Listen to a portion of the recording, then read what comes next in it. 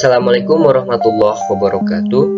Perkenalkan, nama saya Anang Gustianda dengan NIM 2032101513. Saya dari Manajemen Pendidikan Islam, Fakultas Tarbiyah dan Keguruan, Universitas Islam Negeri Sultan Taha-Saifuddin Jambi. Dengan mata kuliah Manajemen Pendidik dan Tenaga Kependidikan. Dengan dosen pengampu Dr. Priyanto MPD. Baiklah, saya kali ini akan menerangkan materi tentang pengelolaan tenaga pendidik dan kependidikan. Pengelolaan tenaga pendidik dan kependidikan. Manajemen atau bisa disebut dengan pengelolaan. Apakah sebenarnya manajemen itu? Kata manajemen berasal dari bahasa Inggris management yang dikembangkan dari kata to manage yang artinya mengatur atau mengelola. Kata manage itu sendiri berasal dari kata Italia managio yang diadopsi dari bahasa Latin managiere yang berasal dari kata manus yang artinya tangan. Konsep manajemen tidaklah mudah untuk definisi. Dalam suatu organisasi, pendidikan tenaga pendidik dan kependidikan ini merupakan sumber daya manusia potensial yang turut berperan dalam mewujudkan tujuan pendidikan nasional.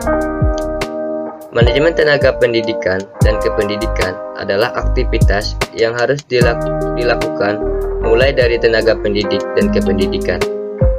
Itu masuk ke dalam organisasi pendidik sampai akhirnya berhenti melalui proses perencanaan SDM. Perekrutan, seleksi, penempatan, pemberian, kompetensi, penghargaan, pendidikan dan latihan, atau pengembangan dan pemberhentian. Manajemen tenaga kependidikan adalah kegiatan mengelola personal pendidikan dalam melaksanakan tugas-tugas sesuai tugas dan fungsinya agar berjalan dengan efektif. Manajemen tenaga kependidikan didefinisikan pula sebagai kegiatan menggerakkan orang lain untuk mencapai tujuan pendidikan. Dalam sebuah manajemen tenaga kependidikan terdapat tahap-tahap yang harus dilakukan, di antaranya perencanaan, pengadaan, pembinaan, dan pengembangan promosi dan mutasi, pemberhentian, kompetensi, dan penilaian. Pengertian manajemen strategi dalam meningkatkan mutu pendidikan. Undang-Undang Sistem Pendidikan Nasional USPN Nomor 20 Tahun 2003 menyatakan bahwa pendidikan adalah usaha sadar menyiapkan peserta didik melalui kegiatan bimbingan, pengajar dan pelatihan bagi perannya di masa yang akan datang. Sedangkan pendidikan nasional adalah pendidikan yang berakar pada budaya bangsa Indonesia dan bersadarkan pada Pancasila dan Undang-Undang 1945. Tugas utama pendidikan itu sesungguhnya dapat ditugaskan dalam bidang manajerial pada latar organisasi penyelenggaraan makroskopi dan pada latar satuan lembaga pelaksanaannya moskopik yang dikelola oleh para manajer pendidikan dibantu oleh tenaga kependidikan pada beberapa bidang keahlian. Tenaga kependidikan di sekolah untuk meningkatkan mutu manajemen sekolah.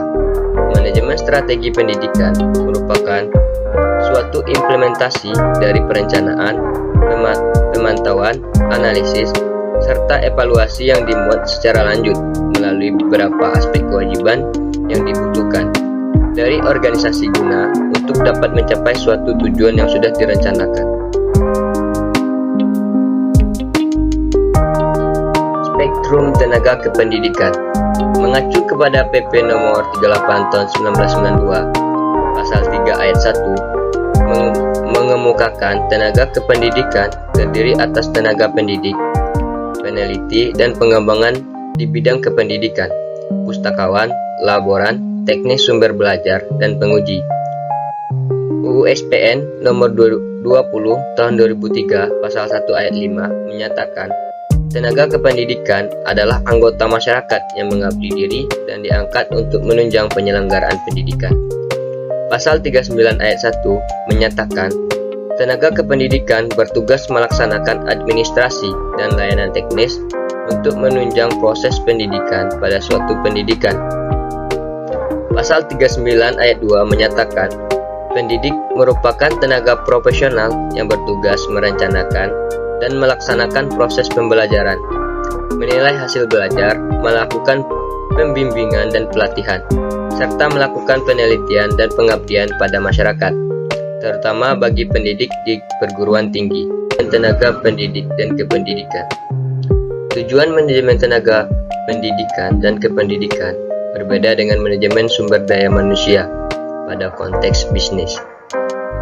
Di dunia pendidikan, tujuan manajemen SDM lebih mengarah pada pembangunan pendidikan yang bermutu, membentuk SDM yang handal, produktif, kreatif, dan berprestasi. Di negara kita, ada suatu direktorat tenaga pendidik di bawah Dirjen Peningkatan Mutu Pendidik dan Kependidikan, disebut dengan PMPTK, yang memiliki wewenang untuk mengatur, mengelola tenaga pendidik dan kependidikan.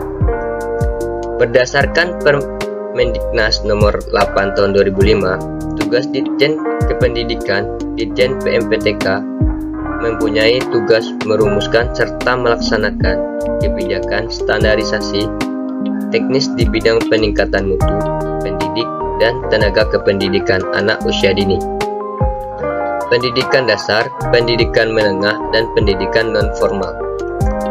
Fungsi Ditjen PMPTK adalah menyiapkan kebijakan departemen di bidang peningkatan mutu, pendidikan, dan tenaga kependidikan. Pelaksanaan kebijakan di bidang peningkatan mutu, pendidikan, dan tenaga kependidikan. Menyusun standar norma, pedoman, kriteria, dan prosedur di bidang peningkatan mutu, pendidikan, dan tenaga kependidikan, serta pelaksanaan urusan administrasi Direktorat Jenderal Badan Standar Nasional atau BSNP tentang standar minimum tenaga pendidik dan kependidikan. Dalam Undang-Undang Nomor 20 Pasal 13 dan PP 19 Pasal 1 Ayat 7 dinyatakan bahwa standar pendidikan dan tenaga kependidikan adalah kriteria pendidikan, prajabatan, dan kelayakan fisik maupun mental, serta pendidikan dalam jabatan. Pendidik adalah tenaga pendidikan yang berkualifikasi sebagai guru, dosen, konselor, pamong belajar, widyaswara, tutor, instruktur, fasilitator, dan sebutan lain yang sesuai dengan kekhususannya, serta berpartisipasi dalam penyelenggaraan pendidikan.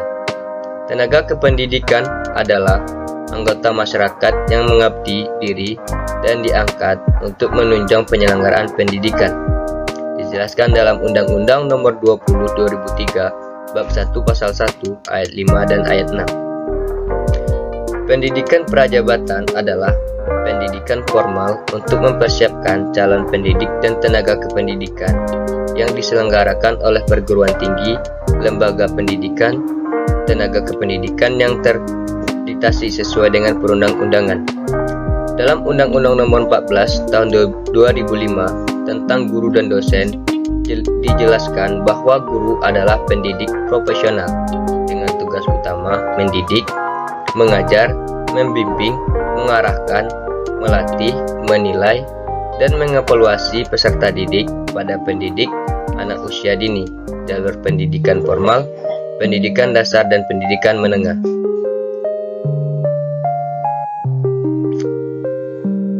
Jenis-jenis tenaga kependidikan.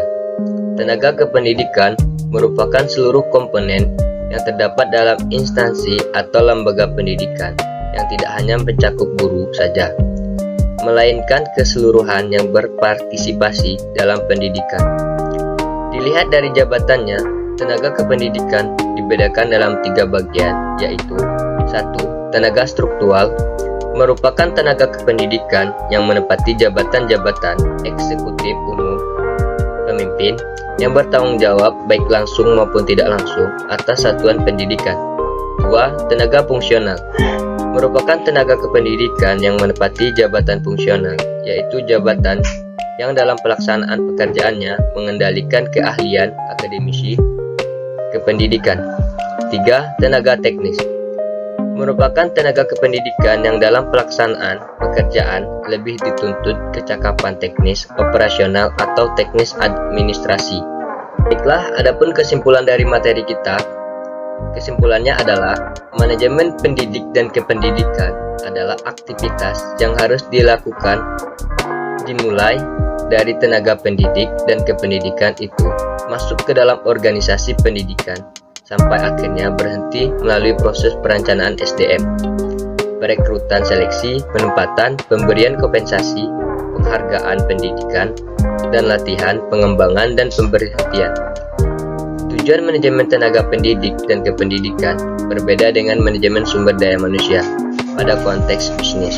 Di dunia pendidikan, tujuan manajemen SDM lebih mengarah pada pembangunan pendidikan yang bermutu, membentuk SDM yang handal, produktif, kreatif, dan berprestasi.